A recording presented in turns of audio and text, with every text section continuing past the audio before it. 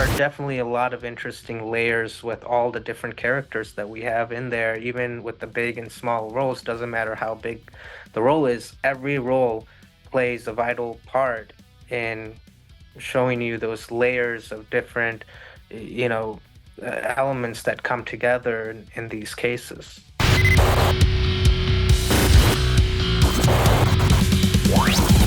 Today on the show, we are joined with director Asif Akbar around his new movie Boneyard that is starring Mel Gibson and 50 Cent. This film is presented by Lionsgate Films, and around hearing what it was like to work with both Mel and 50 behind the scenes, we jump into this interview asking him what gave him the inspiration to take a true crime story and turn it into a theatrical feature.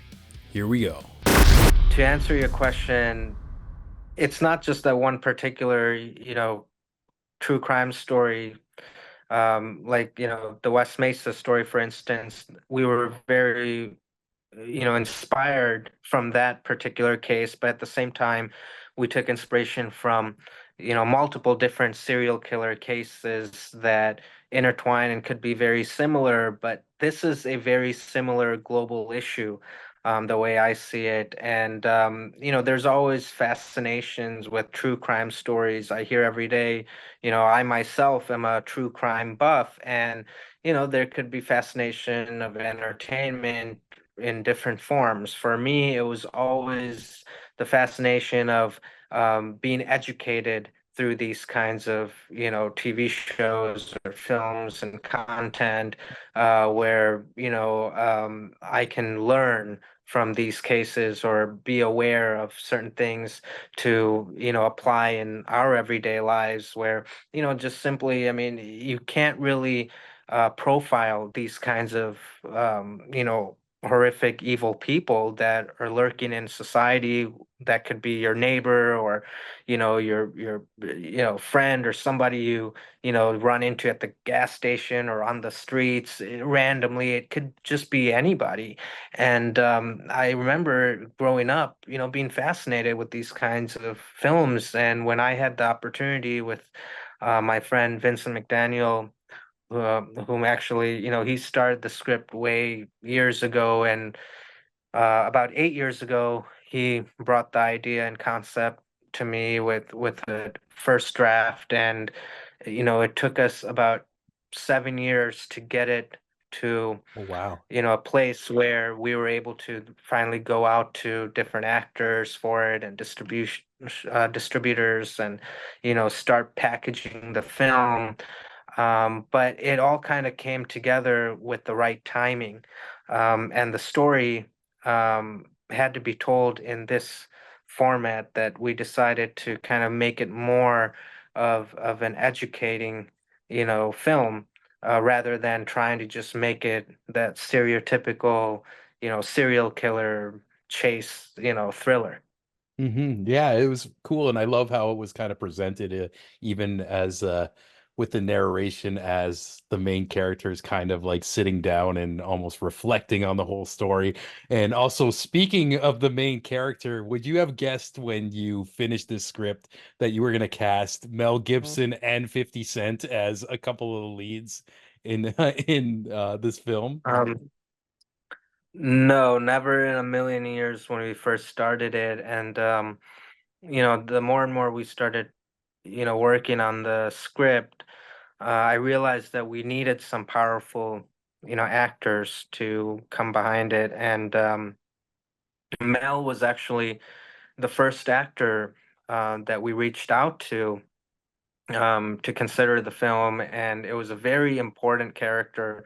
Petrovich originally, was not as big of a character as we, later developed him to be. And once we did, I realized I needed somebody of that magnitude to, carry that role, because it's such a vital role in the film. When you see it, you'll realize, and even in real life, I mean, the FBI profilers are really the backbones of any serial killer case, and also to give him those layers of his own loss and his own motivation behind why he's still doing this. Because what we don't realize is, yeah, these things definitely affect the victims' family members and, people close to them, but it also affects the law enforcement that are behind trying to solve these cases day and night and sacrificing their lives. And you have to kind of turn towards them and see what motivates them to keep doing what they're doing. So there are definitely a lot of interesting layers with all the different characters that we have in there, even with the big and small roles. Doesn't matter how big the role is, every role plays a vital part in showing you those layers of different, elements that come together in these cases. Yeah, and like kind of like you mentioned, one thing I loved personally about the film was how it explored almost each individual like police officer's backstory with a flashback or something, or their trauma connecting to the bigger story of why they're acting this way and stuff like that and everything too. Mhm.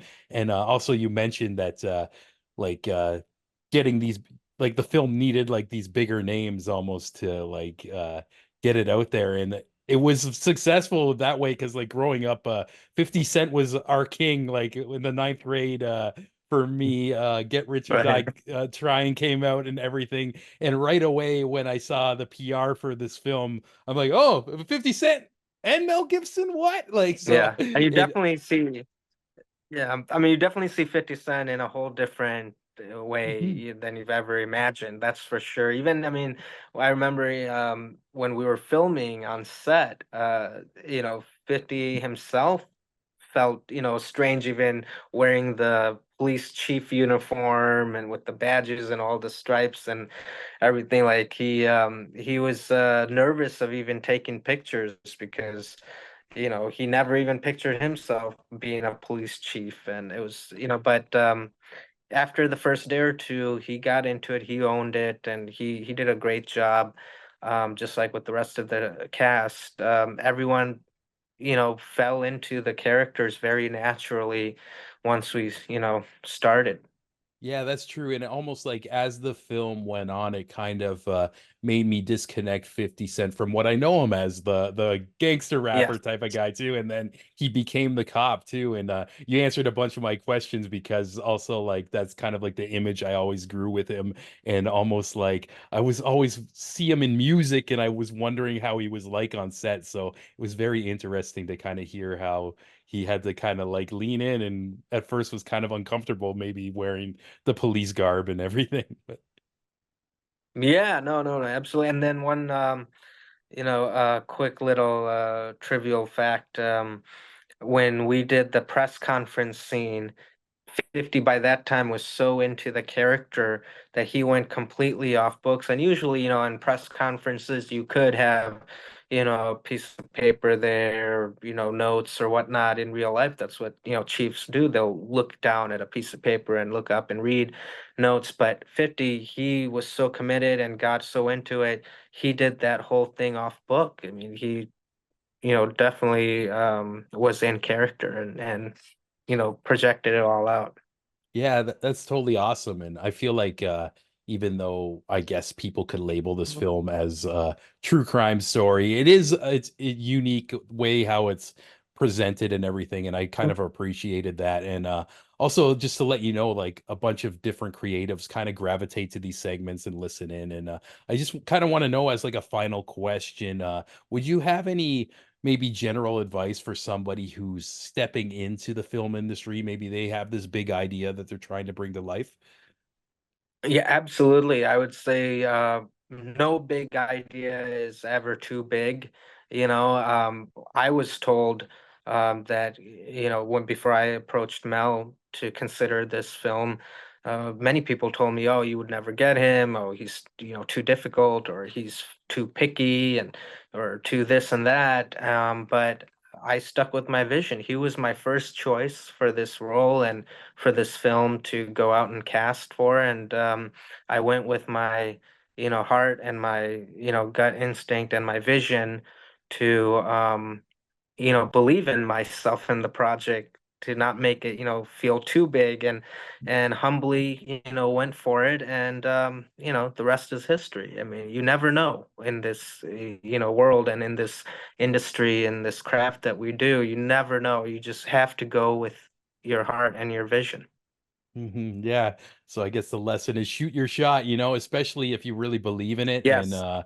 yeah, it's cool because just kind of watching the film as well, just Mel seemed natural, like almost even though he's playing this character, I could tell he was into this film. It wasn't something that he just Yes. phoned in. And yeah, just lastly, just great work and everything. And yeah, I look forward to like sharing clips of this interview and also seeing more of your projects in the future.